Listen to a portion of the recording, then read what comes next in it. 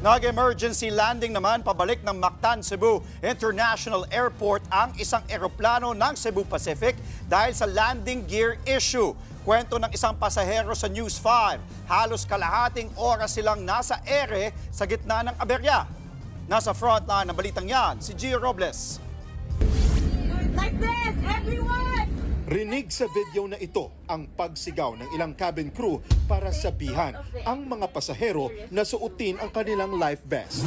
Nakayuko na rin ang ilang pasahero. Sa gitna niyan, nakabantay naman ang babaeng flight attendant na ipinatutupad ang full emergency routine gaya ng pagpunta sa exit. Ayon sa Civil Aviation Authority of the Philippines o CAAP, nagkaroon ng landing gear issue ang eroplanong yan ng Cebu Pacific na 5J588. Ilang saglit lang matapos itong lumipad sa Mactan Cebu International Airport Sabado ng madaling araw. Papunta sana itong Manila.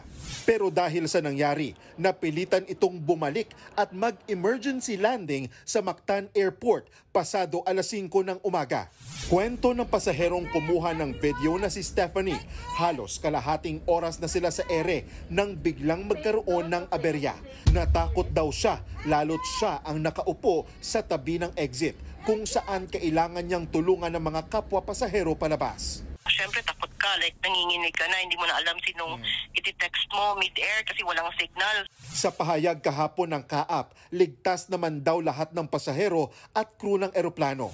Binigyan din ng Cebu Pacific ng tubig at ilang makakain ng mga naaberya nilang pasahero. Bandang alas 7 na ng umaga kahapon, nakabiyahe pabalik ng Manila sina Stephanie.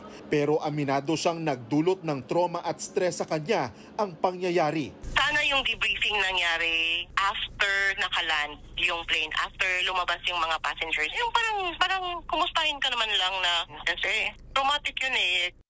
Sinusubukan ng News 5 kunin ang panig ng Cebu Pacific pero wala pa silang tugon. Nagbabalita mula sa frontline, Gio Robles, News 5. Mga kapatid, Andre Felix po. Iba na ang may alam at may pakialam sa panahon ngayon. Para sa tuloy-tuloy na balitaan sa Frontline kahit weekend, mag-follow at subscribe sa social media pages ng News 5.